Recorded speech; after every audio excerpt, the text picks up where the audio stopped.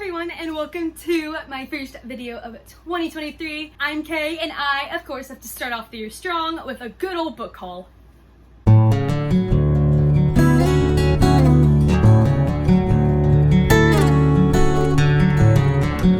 So, as you can tell by the title, I am going to be bringing you today my BOOKMAS 2022 haul, and all of this is not specifically from Christmas morning. This is my picture I took on said morning. So, BOOKMAS morning, this is what I got, but also I'm including in this books I treated myself to this month, and also the Barnes & Noble sale, because I did get quite a few at that one as well. And I'm just going to be considering it a BOOKMAS present because I ended up saving those books to open on BOOKMAS and then the sale that happened right after Christmas. So you all know the sale, 50% off every hardcover in the store. You know the vibes, you know I was there. So without further ado, let's jump right into this haul because I have some amazing books to show you today. So first of all, I'm sure you all saw my this.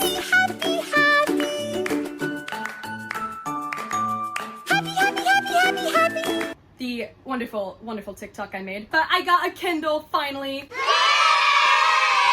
A Kindle Paperwhite, and I am so excited. I haven't been able to read on it as much as I want to yet, but as soon as I'm back in school, that is all changing. I'm taking this everywhere with me. I cannot wait. And then also, not purely bookish, but definitely bookish, are these amazing tabs my mom got me, so we love to see it. And now, because it's BOOKMAS, I might as well start off with the, Christmas vibe books, shall we? So my mom got me this beautiful edition of The Nutcracker, and I'm a dancer, as we all know by now.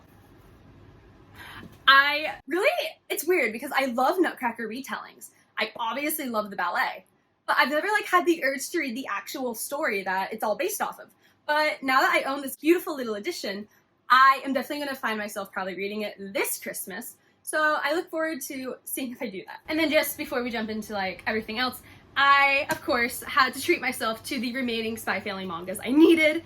I wasn't able to get 10, which is, the, really traumatic one, from what I've heard. I've seen all the spoilers for 10, so I know it's gonna, actually break me, so maybe it's a good thing I don't have it yet, but I needed all of those, so happy to have these now. This series has taken over my life. This is the only manga I have really ever read, and it is one of the only animes that I fully love with my whole heart. The other one, of course, is Yona of the Dawn, and this is the other one that's just hit differently. You know what I mean? I feel like it's taken everyone by storm though, so maybe I'm just really not that special. But the point is, a fake family that's not so fake of a spy who believes he's above emotions and an assassin who is actually the sweetest, most clumsy human being on the face of the earth, trying to raise their telepath daughter, and all three of them trying not to reveal each other's identities, and only the 6-year-old knows what's going on. Sign me up. Obviously, I love this series. And now, just to kick it off, in no particular order, I got Rebel Spy, and this I actually got from Books A Million, and it was one of the, $3 cheaps. I don't know why in particular, because this condition is, practically brand new, I think. I love history, obviously, and apparently there's a spy theme in this haul, as you'll soon see. In this book, we have a girl who is on her way to the New World. She knows really little about what's going on in the Revolutionary War there, but while docked in the Bahamas, an unbelievable opportunity presents itself to her when the body of a noblewoman, a higher-up daughter in one of the, prominent families of America, is found drowned, and she assumes her identity. And from there, as she's in this new life, she soon learns that she has the ability to, eavesdrop and spy for the war, and she ends up becoming one of the women in Washington spying, and that is a part of history I want to learn so much more about. The Revolutionary War is my favorite American history point because there's so much just happening, but Washington spying is something I really want to familiarize myself with more, so I'm hoping this can kind of open the door to that but I also just think this looks really good. And continuing on with the spy track, we have this most beautiful edition of Foul Lady Fortune by Chloe Gong, and this is the Barnes & Noble edition that dropped unexpectedly on Black Friday, which I just happened to be at Barnes & Noble for the sale, and it is also signed by the queen herself, and I am absolutely just obsessed with these end pages. This is just such a gorgeous color combo, in my opinion. I ended up giving my Book of the Month edition of this beauty, which is the normal pink cover, to my friend, and she loved that one, so it was a win-win for all of us, and I can't wait to continue on in this series. This is, of course, Spies, Grumpy Sunshine, but Rosalind is grumpy, Oren is sunshine, and they're fake married in order to complete their assignment, and let's go. And as for this one, I had actually no intention of buying this book. But every time we're in the bookstore, my mom looks at me and says, hey, you need that. This looks like a you book. So I eventually caved because everyone I know on BookTube loves this book. And it is literally my brand of women in STEM. So I had to pick up lessons in chemistry. And it's also, sprayed edges are my weakness. If, like, obviously you get fairy loot, so we all know that kind of. But just seeing sprayed edges in Barnes & Noble just hits different. Like, I want all the pretty books. And then it's a periodic table. Listen, I don't know what's wrong with me, but if you give me a book, like, chemistry is my least favorite scientific subject. I'm absolutely awful at chemistry. But if there's a periodic table in a book, I am already going to love it. I'm keeping this. It's going on my Women in STEM shelf I'm going to make someday. Right next to Hidden Genius, which is, of course, has the beautiful Women in STEM in pages. So now I have another one. In this, we have a female chemist in the 1960s who teaches culinary classes, but in reality is teaching different women chemistry, and just sign me up. That's incredible. And then, because, obviously, hardcover sale. We all knew I was getting Spells for Lost Things. This is Jenna Evan Walsh's newest release, and this is in Salem, Massachusetts. And honestly, I kind of want to go in kind of blind. I just know that this is going to have all of her heartfelt emotions, probably touch on grief in some way, and have a beautiful friendship, romance, relationships in general, and of course, just a young girl fighting herself. And I am obsessed with this cover. I think this is a gorgeous cover. And yeah, honestly, Jenna Evans Welsh can write anything and I'll buy it, so. And then this is the first book I fully treated myself to. I hadn't even finished this book yet, and I bought it because this might be my favorite book of the year. I'm still working on my rankings list, which is obviously kind of late, but who am I if not late to everything on BookTube? But this is probably one of the most beautiful, gut-wrenching, hopeful books I've ever read in my life, and I needed to own it immediately. And I will recommend this book to anyone who loves history. This is obviously trigger warning to galore because this is Nazi-occupied Poland, and one of our main characters is a Jewish boy who is one of the only survivors of his ghetto, and then the other is a girl in hiding because her family was already killed by the Nazis, and she and him become begrudging friends to maybe something more as they both grow up in the war in unbelievably horrific circumstances. And so much happens in this book, but everything is meaningful. Everything is put on the page for a reason, and I'm gonna stop talking now, but I had to own this. This is book thief level for me. Like, the Warsaw Orphan is gonna have a place in my heart forever. And then next, have I even read Kingdom of the Cursed yet? No, I'm looking at it right now. It has a bookmark in it because I've not started it yet, but I needed the Barnes & Noble edition of Kingdom of the Feared because it's really funny. My sister has the normal editions, which are like the reversed color combination, so it's like dark white. It's like the normal edition. But the Barnes & Noble edition are lighter down here than the normal edition. So I have those editions and she has the dark ones, and I just think it's really funny. But I don't know. A part of me was like, what if they sell out? What if I can't get my hands on this one anymore? So I know I'm gonna probably love it. I know I'm probably gonna love Kingdom of the Cursed if I would ever get my butt in gear and read it. So I just went ahead and bought Kingdom of the Feared. This is a series set in historic Sicily, Italy, and it is about a girl, a witch whose twin is murdered, so she summons a demon. Little does she know, she summoned a Prince of Hell. And you can guess what happens from there. And then this was one of my most anticipated releases of the year. I had a NetGalley arc of it and everything, but I had absolutely no time to read it before then. But I was able to pick it up because I think this story is going to be something I just absolutely love. And that is One for All. This is a female musketeer retelling, and girls in ball gowns with swords just is everything, and is also disability rep. So I am just very highly anticipating getting to read this. And as my granddad said earlier, when I say that, it probably means I'll read it in like 5 years. But that's not going to be the case. I'm going to read these books at some point, probably. And then this is also one of my, not anticipated releases, but this got on my radar and it just really never left my brain. So when I saw this in the sale, I thought, oh, what the heck. So I picked up Blood and Moonlight. Okay, so honestly, the synopsis, I don't even know why it confuses me, but it does.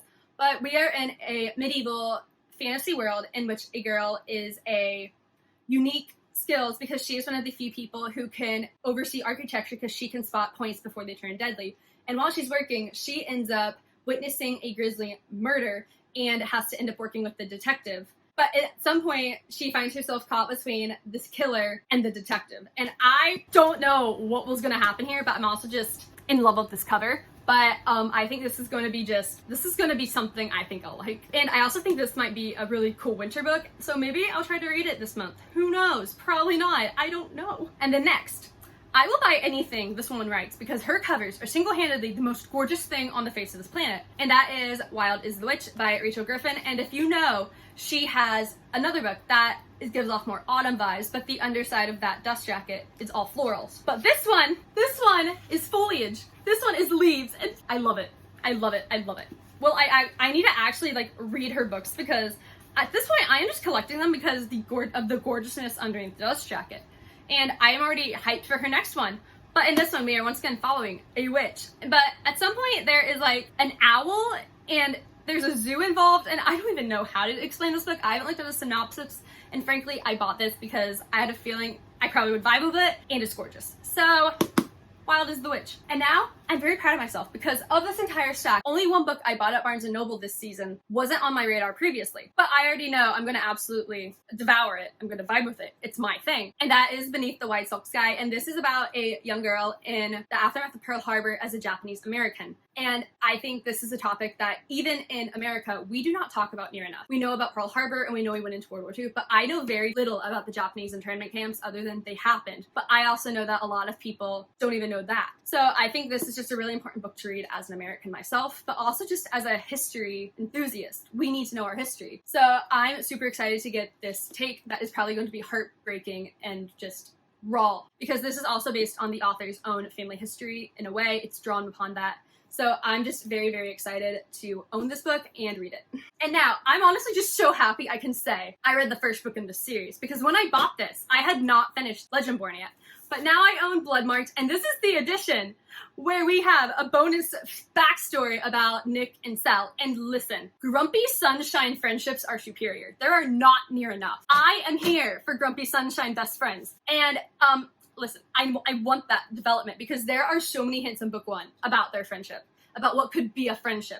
And I honestly think just Sal and Bree trolling Nick 24/7 and making his heart rates go through the roof when they're in the room together is just superior. So yeah, long story short, Barnes & Noble edition, bonus story. It's signed by the amazing Tracy Dion, and I am going to read it this year because I refuse to do what I did with Legendborn, in which I read it over the course of like 4 months. Because it was so good, but I had no time. Honestly, I'm proud of myself because this does not feel like that many books compared to what I've had in the past. Maybe it's because I'm growing up. Nah, that's not it. The Kindle is definitely why. But the day after Christmas on Kindle, there was a Stuff Your Kindle event in which there was like 800 free ebooks, and I got 55 for free. So my Kindle is stuffed, and there are so many books on there. If you want to see my digital owned ebook TBR, that'd be awesome because I kind of want to go through them with you guys. That'd be kind of fun. Future video. But last but not least of this haul is the Book of Gothel. Yes, the Book of Gothel. Sorry if the angle changed. My phone decided to say that I no longer had storage, and I then thought I lost all the footage I just filmed. So that was fun, panicking, but I think I have it saved. So we're just going to continue on, so sorry about any changes, but like I was saying, the Book of Gothel, which is a medieval fantasy retelling of course, the witch Gothel, Mother Gothel from Rapunzel. And what's really cool about this that I did not realize until really recently is that the book itself is written as like a historical textbook, almost. It's like Mother Gothel's diary has been discovered, and she has now written her life story down because so many people have changed it over time. So now we are following through the eyes of someone who has kind of discovered her diary, and then we jump into the diary's pages itself. So that is super cool, and I think this is going to be such an interesting retelling because this is, as you see, Mother Gothel. We only know her as the witch who stole Rapunzel, but now we're going to get her backstory, and this is very much a historical, medieval historical book. And we're going back to Germany, and I think there's just going to be some fun, like, German folklore, that kind of thing, and I think it's just going to be a super neat fantasy read. So I'm super excited to get to it. Okay, so this is my BOOKMAS haul, as you can see. Thank you so much for watching, and I hope you found some new reads to kick off the new year with. And that said, let me know in the comments what books you are starting out with this January. What's going to be your first read of the year? What have you already read this year? Let me know. I don't know what it is, but every January I feel super slumpy, so I'm hoping that keeps away this month because I really want to read a lot of. I have so much reading motivation, but then I don't want to sit down and actually read, which is a big problem. So yeah, just chat with me in the comments, and I hope you're having a wonderful start to 2023. If you like this video, please consider subscribing, and if you want to find me outside, my social medias are going to be linked below. Until next time, I'm Kay. Bye!